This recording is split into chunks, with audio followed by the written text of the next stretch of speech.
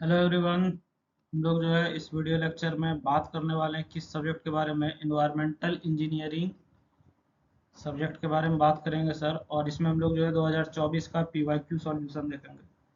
बात समझ में आ रही है? तो आपको एक बात बता देते हैं हम स्टार्टिंग में। वीडियो हमारा जो है ना 3 पार्ट में बना हुआ है।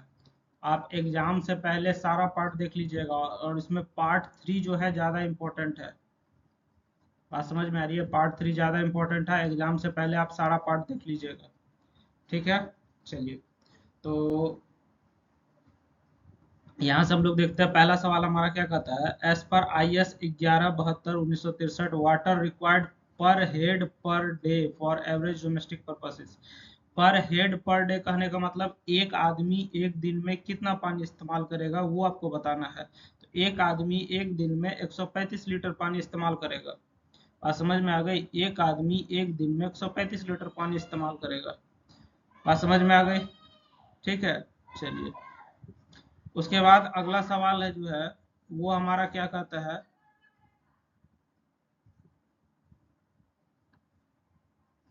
A water sample with a high biological biochemical oxygen demand BOD and low dissolved oxygen DO indicate. मान के चलो एक पानी का सैंपल है जिसमें BOD का मात्रा बहुत ज्यादा है और DO का मात्रा कम है। तो इसका मतलब वो पानी क्या दिखाना चाहता है? बात समझ में आ रही है? इसका मतलब पानी दिखाना चाहता है उसमें ऑर्गेनिक पॉल्यूशन ज्यादा है। बात समझ गए? उसमें क्या है सर? ऑर्गेनिक पॉल्यूशन ज्यादा है।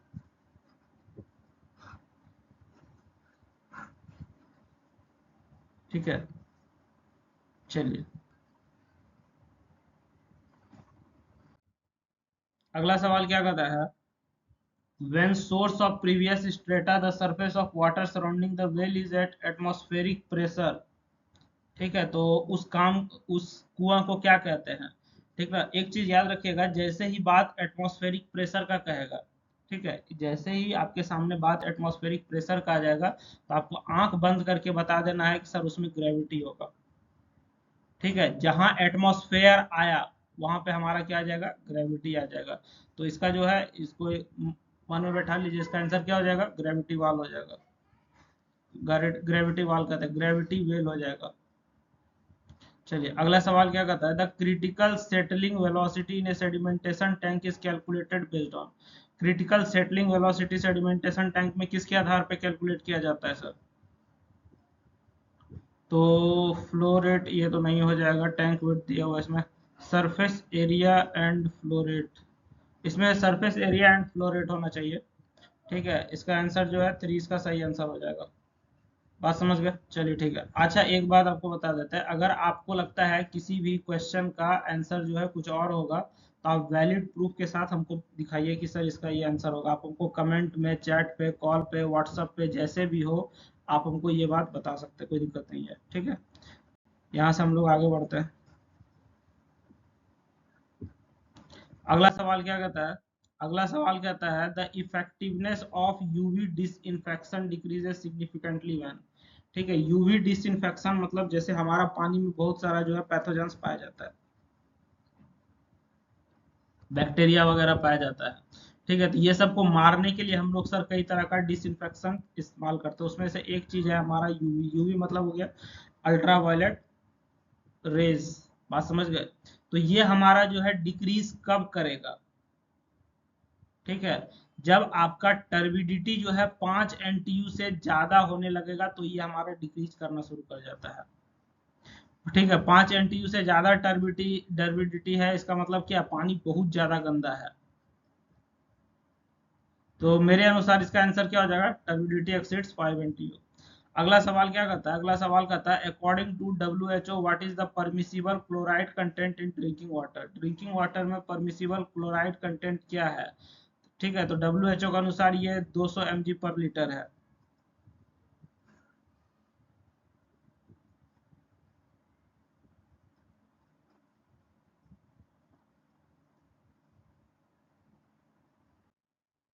अगला सवाल क्या कहता है। As per IS 49/54 1968 the acceptable outdoor noise level for residential and business urban area is. ठीक है, तो रेसिडेंशियल एरिया के लिए जो हमारा होता है वो कितना होता है सर, ये होता है 35 से 45 dB, यानी कि इसका आंसर क्या हो जाएगा, ऑप्शन 2 इसका आंसर हो जाएगा। बात समझ में आ गई है? चलिए ठीक है, यहाँ से आगे बढ़ते हैं हम लोग। An automobile emits carbon dioxide 2.5 gram per kilometre if a car runs for 80 kilometre per day, calculate CO emitted in a week. आपको क्या करना है, कार्बन मोनोऑक्साइड कितना मात्रा में इमिट होगा वो बताना है। बात समझ में आ रही है? आपको क्या कर रहा है, एक हमारा जो है ऑटोमोबाइल है यानी कि गाड़ी है, जो कि कार्बन मोनोऑक्साइड 2.5 kg पर किलोमीटर, 1 किलोमीटर चलता है तो वो 2.5 ग्राम जो है वो कार्बन मोनोऑक्साइड इमिट करता है जब वो एक 1 किलोमीटर चलता है तो। ठीक है, अगर मान के चलो, अगर वो गाड़ी जो है एक दिन में 80 किलोमीटर चलता है तो वो कितना कार्बन मोनोऑक्साइड छोड़ता है ये आपको बताना है। ठीक ना, तो इसका कैलकुलेशन बहुत आसान है, एकदम सिंपल है। मान के चलो कि हमारा जो है CO emitted per day 2.5 gram per day करता है। ठीक है, तो 2.5 ग्राम हो गया, 80 किलोमीटर पर डे चलता है, यानी कि एक दिन में वो जो है 200 ग्राम कार्बन मोनोऑक्साइड इमिट करता है। बात समझ में आ गई? ठीक है, चलिए, तो आपको क्या निकालना है कि कार्बन मोनोऑक्साइड जो वो इमिट करेगा एक सप्ताह में वो कितना हो जाएगा। तो 200 गुना 7, 1400 ग्राम, 1400 ग्राम मतलब 1.4 kg। ऑप्शन कौन सा सही हो जाएगा, ऑप्शन 2 सही हो जाएगा। बात समझ में आ रही थी? एकदम कैलकुलेशन सिंपल होता है।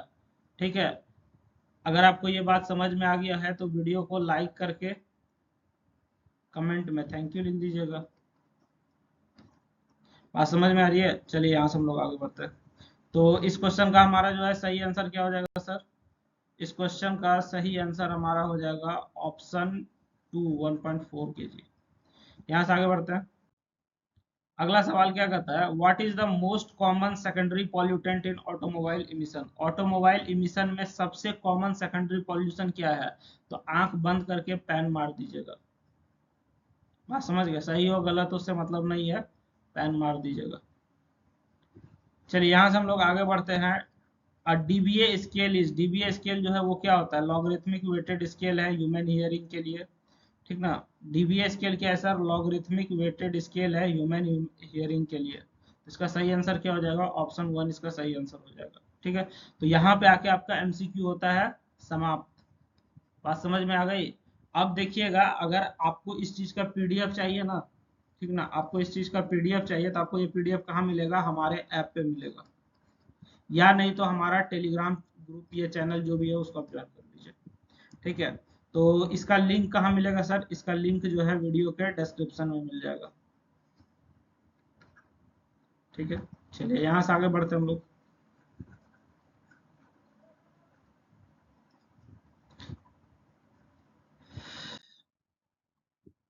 सवाल क्या कहता है हमारा, explain the classification of water sources based on quality and reliability. हमारा जो वाटर सोर्स है, हमको पानी कहाँ कहाँ से आता है। ठीक है, मान के चलो हमारा सरफेस वाटर हो गया। ठीक है, सरफेस वाटर में हमारा क्या हो जाएगा, नदी आ जाएगा, तो हमारा वहां से पानी आता है। दूसरा हमारा हो गया ग्राउंड वाटर। ठीक है, ग्राउंड वाटर यानी कि हम लोग जो है पानी कहाँ से निकालते हैं, पंप से चाहे चापाकल से। बात समझ में आ रही है, ग्राउंड वाटर हो गया। तीसरा हमारा क्या हो जाएगा, सरफेस वाटर, ग्राउंड वाटर। उसके बाद हमारा रेन वाटर हो जाएगा, बरसात का पानी हो जाएगा। ठीक है, इस तरीके से हमारा ये सब क्या है, सोर्सेज ऑफ वाटर है। हमको पानी कहाँ कहाँ से मिलता है, तो ये सब जगह से मिलता है। अब आपको बताना है कि किसमें क्या क्वालिटी होता है। ठीक है, और कौन कितना भरोसेमंद है, मतलब जब हम चाहे तो मिल सकता है कि नहीं मिल सकता है, वो सारा चीज आपको यहाँ से क्या करना है, बताना है।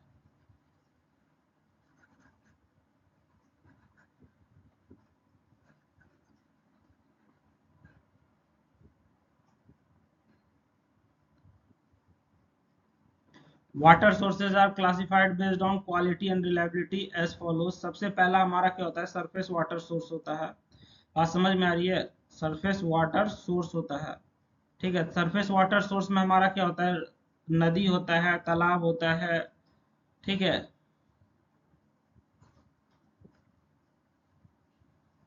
बात समझ में आ रही है, तो सरफेस में हमको पानी कहाँ कहाँ से मिलता है, नदी तालाब ये सब से मिलता है।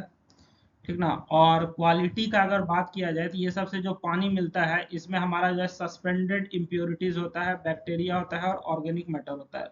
सस्पेंडेड इम्प्योरिटीज करने का मतलब सर इसमें कुछ ना कुछ चीज हमेशा तैरता ही रहता है। ठीक है, जैसे मान के चलो नदी का पानी, उसमें अगर पत्ता तैर रहा है तो वो हमारा सस्पेंडेड इम्प्योरिटीज हुआ। अब पानी कोई भी हो उसमें बैक्टीरिया तो रहता ही रहता है। अगर उसमें ट्रीटमेंट सही से नहीं हुआ है तो उसमें बैक्टीरिया तो रहता ही रहता है, ऑर्गेनिक मैटर तो रहेगा ही रहेगा। पत्ता है तो ऑर्गेनिक मैटर है, कोई भी चीज पानी के सोर्स में अगर रहता है तो ऑर्गेनिक मैटर रहता ही रहता है। चलिए, उसके बाद इसमें जो है कंप्लीट ट्रीटमेंट की आवश्यकता पड़ती है। इसमें जो है अगर नदी का पानी है तो ये सबको जो है कंप्लीट ट्रीटमेंट की आवश्यकता पड़ती है। बात समझ में आ रही है? चलिए, उसके बाद रिलायबिलिटी का बात किया जाए, भरोसा का बात किया जाए तो इसमें कितना भरोसा कर सकते हैं सर। ठीक है, तो ये हमारा जो है सरफेस वाटर, ये कहाँ से आता है? बारिश से आता है या फिर क्लाइमेट कंडीशन से आता है। तो मान के चलो गर्मी का अगर सीजन रहेगा तो तालाब वाला सूख जाता है, लेकिन बरसात का सीजन रहेगा तालाब भरा रहता है। तो इसलिए ये भरोसा जो है हम लोग नहीं कर सकते, क्योंकि ये सर वर्षा पे निर्भर करता है। बात समझ में आ रही है? वर्षा होगा तो हमको सरफेस वाटर मिलेगा, नहीं होगा तो नहीं मिलेगा। मौसम में तुम देखोगे गर्मी में नदी भी सूख जाता है। ठीक है, तो गर्मी के दिन में हमारा जो है ये पूरी तरीके से सूख भी सकता है। चलिए आगे बढ़ते हैं हम लोग। अगला सवाल क्या कहता है? Ground water sources. Ground water का क्या क्या सोर्सेज है? बात समझ में आ रही है? ग्राउंड वाटर का क्या क्या सोर्सेज है? इसमें कुआं हो जाएगा, ट्यूबवेल हो जाएगा, स्प्रिंग हो जाएगा, इनफिल्ट्रेशन गैलरीज हो जाएगा। तो ये सब जो है हमारा जमीन के अंदर से यहाँ से पानी निकलता है। ठीक है, इसका क्वालिटी का अगर बात किया जाए, जमीन से निकलने वाला पानी सर जनरली जमीन से निकलने वाला पानी साफ होता है और इसमें पैथोजेंस नहीं के बराबर होता है। ठीक है, लेकिन इसमें पैथोजेंस नहीं होता है, ये बात हो गया। बात समझ गए ना? चलिए, इसमें हमारा जो है डिजॉल्व सॉल्ट और हार्डनेस हो सकता है। इसमें जो है डिजॉल्व सॉल्ट और हार्डनेस हो सकता है, मतलब पानी पीने में जो है तुमको खारा लग सकता है। चलिए,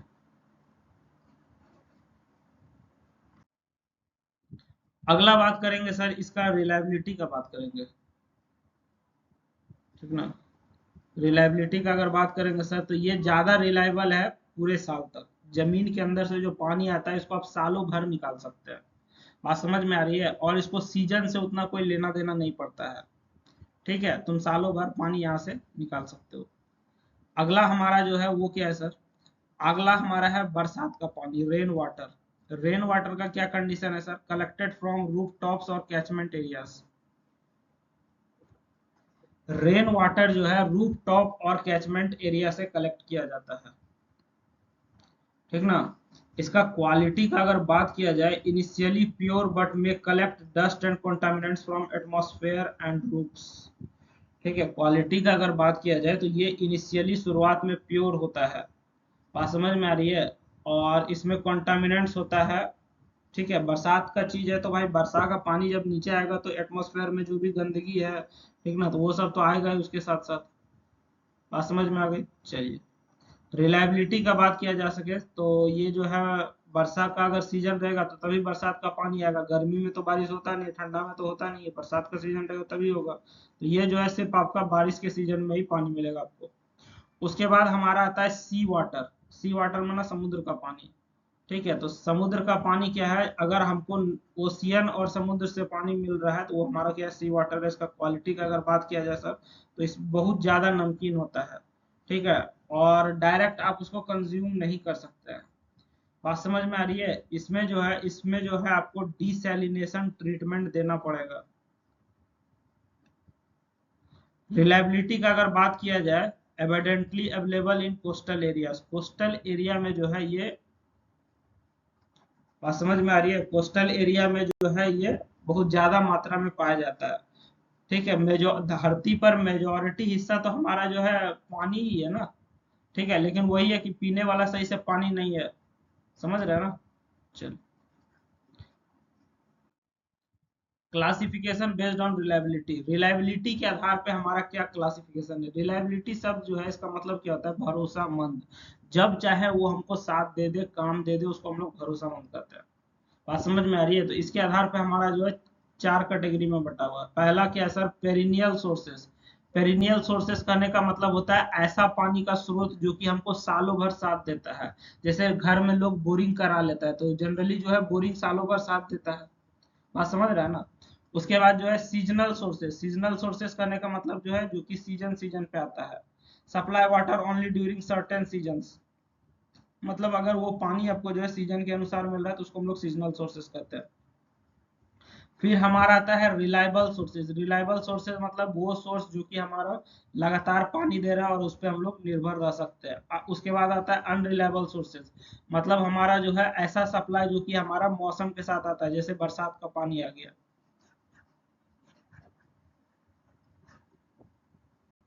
बात समझ में आ गई? चलिए।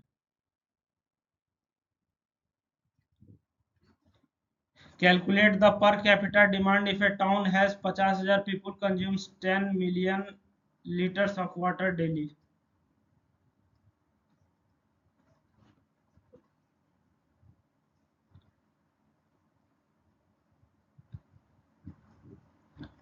पर कैपिटा डिमांड आपको निकालना है। अगर कहीं पे जो है 50,000 लोग है, कोई शहर है जिसमें 50,000 लोग है और वो जो है 10 मिलियन लीटर पानी पर डे इस्तेमाल करता है, बात समझ में आ रही है? तो आपको पर कैपिटा डिमांड क्या होगा वो निकालना है। तो पॉपुलेशन हमारा कितना हो जाएगा, 50,000 लोग का हो जाएगा पॉपुलेशन।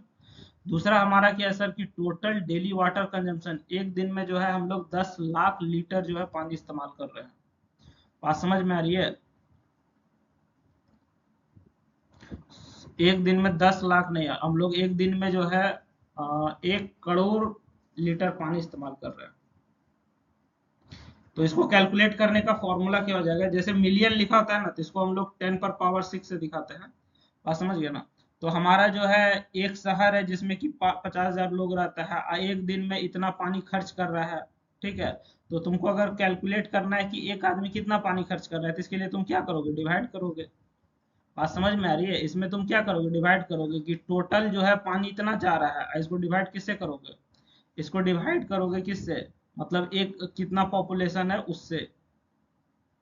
बात समझ में आ गई क्या कह रहे हैं हम सिंपल सा आपको एक बात कह रहे हैं कि अगर आपको पर कैपिटा डिमांड निकालना है, पर कैपिटा डिमांड निकालना है, तो इसके लिए आप क्या कीजिएगा, टोटल वाटर जो सप्लाई हो रहा है,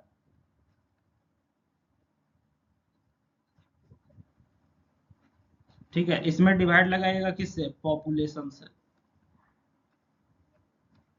बात समझ में आ रही है? इसमें डिवाइड किससे लगाइएगा, पॉपुलेशन से डिवाइड लगाइएगा।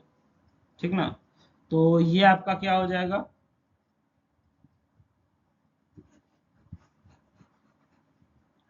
यहाँ से हमारा कैलकुलेट हो जाएगा ना भाई। चलिए आइए इस पे कैलकुलेट करके दिखाते हैं पर कैपिटा डिमांड। कैलकुलेशन यहाँ से हमारा शुरू होता है। पर कैपिटा डिमांड हमारा क्या हो जाएगा, 10 MLD डिवाइडेड बाय 50,000 पीपुल।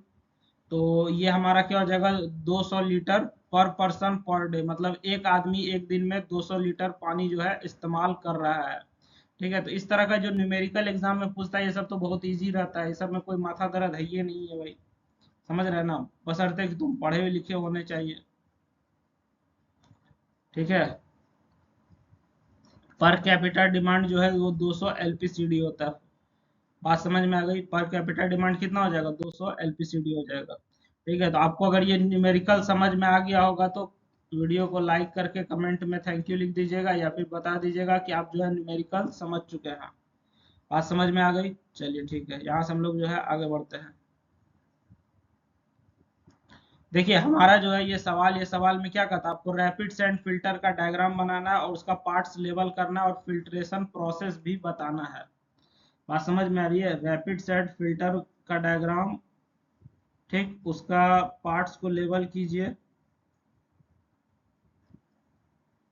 तो देखिए आपको एक बात मालूम होना चाहिए, हमारे पास दो तरह का फिल्टर होता है, सैंड फिल्टर हमारे पास दो तरह का होता है, एक होता है स्लो सैंड फिल्टर, ठीक है, दूसरा हमारा क्या होता है, रैपिड सैंड फिल्टर होता है।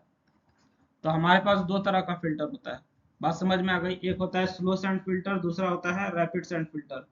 ठीक है, इसमें से जो हमारा रैपिड सैंड फिल्टर है,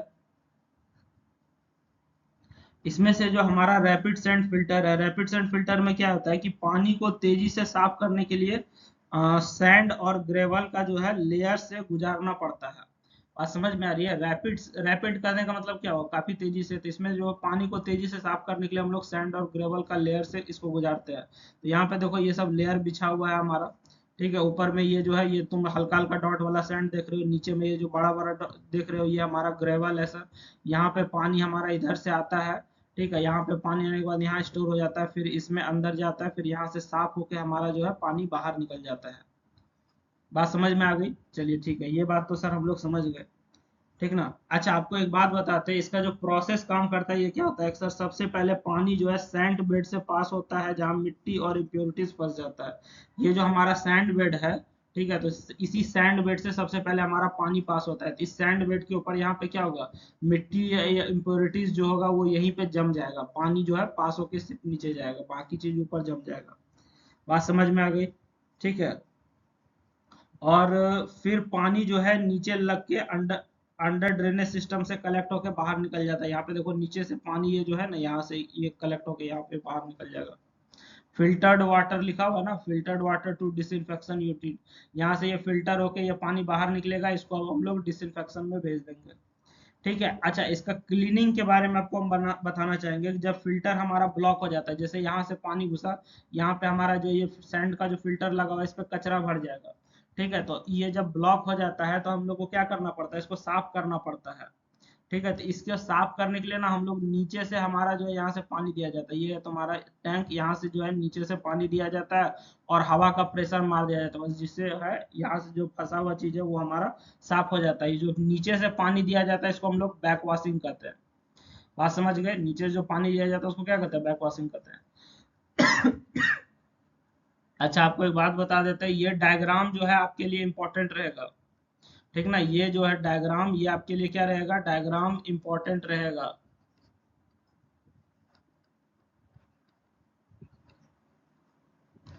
ये डायग्राम क्यों इंपॉर्टेंट रहेगा पता है? इस तरह का चीज ना अक्सर सवाल एग्जाम में पूछ देता है कि भैया रैपिड सेंड का डायग्राम आप हमको बताइए, तो इसको आप अच्छे से समझ लीजिए, देख के जाइएगा। बात समझ में आ रही है?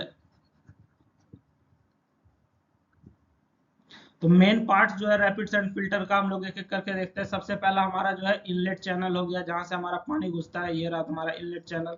दूसरा हमारा सुपर टेनेंट वाटर हो जाएगा, सैंड बेड हो जाएगा। इस तरीके से ये सब हमारा जो है कुछ कुछ पार्ट है, जो आपको हम फोटो में भी दिखा चुका, अलग से लिख भी दिया। बात समझ में आ रही है? चलिए, अब हम लोग बात करेंगे किस चीज का सर, कि हमारा फिल्ट्रेशन प्रोसेस काम कैसे करता है। वो तो आपको हम ऑलरेडी बता चुके हैं, लेकिन फिर भी आपको थ्योरी के रूप में लिखा देते हैं। देखिए, वाटर जो है हमारा सबसे पहले इनलेट चैनल से घुसता है। ठीक है, दूसरा हमारा क्या होता है सर, कि वाटर जो है सैंड बेड के पास जाता है, और सैंड बेड के पास जैसे ही जाता है वहां पे हमारा क्या होता है? जो भी इम्प्योरिटीज है, गंदगी है, वो सब वहीं पे रिमूव हो जाता है। ये गंदगी कैसे रिमूव होता है? स्ट्रेनिंग से, सेडिमेंटेशन से, एडजॉर्प्शन से, ऐसे ऐसे रिमूव होता है। फिल्टर्ड वाटर जो होता है, जो सैंड से पास कर जाता है, वो ग्रेवल लेयर तक नीचे चला जाता है। बात समझ में आ रही है? अनड्रेन पाइप्स जो है उस फिल्टर पानी को कलेक्ट कर लेता है। बात समझ गए? अनड्रेन पाइप जो है वो पानी को जो है कलेक्ट कर लेता है। ठीक ना? क्लीन वाटर जो है is send to storage for distribution system. उसके बाद जो है स्टोरेज या डिस्ट्रीब्यूशन सिस्टम में वही साफ पानी जो है धीरे धीरे भेजा जाता है। ठीक है, तो इस तरीके से हमारा जो है पानी साफ हो जाता है। और जब कभी फंस जाता है, क्लॉगिंग वगैरह हो जाता है, तो हम लोग बैक वॉशिंग के साथ इसको धो भी देते हैं। समझ गया ना? चलो, अगला हमारा जो है वो हमारा न्यूमेरिकल है। ये न्यूमेरिकल काफी इंपॉर्टेंट रहेगा कि रैपिड सेंड फिल्टर का फिल्ट्रेशन रेट जो है 5 metre cube metre square per hour है, और एरिया जो है 60 मीटर स्क्वायर है। तो आपको total volume of water filtered in 10 hours calculate करना है। बात समझ में आ रही है? तो ये न्यूमेरिकल हमारा आसान है। सबसे पहले हम लोग क्या करेंगे कि जो जो चीज दिया उसको लिख लो। ठीक है, तो सबसे पहले हमारा फिल्ट्रेशन रेट दिया हुआ है, उसको लिख दिया। फिल्टर कितना एरिया फिल्टर करेगा वो हमने लिख दिया। टाइम 10 घंटा है, ये भी हमने लिख दिया। अब आगे क्या होगा सर? अब हमको फॉर्मूला लगाना है और निकालना क्या, पहले ये पता कर लो। Calculate the total volume. ठीक है, कितना वॉल्यूम वाटर ये साफ करेगा वो आपको निकालना है। तो फॉर्मूला के अनुसार हम लोग अगर टोटल वॉल्यूम निकालेंगे तो ये क्या हो जाएगा? Filtration rate into area into time. इससे हमारा क्या निकल जाएगा? टोटल वॉल्यूम निकल के आ जाएगा। फॉर्मूला आपको याद रहेगा ना? फॉर्मूला क्या है हमारा? Filtration rate into area into time.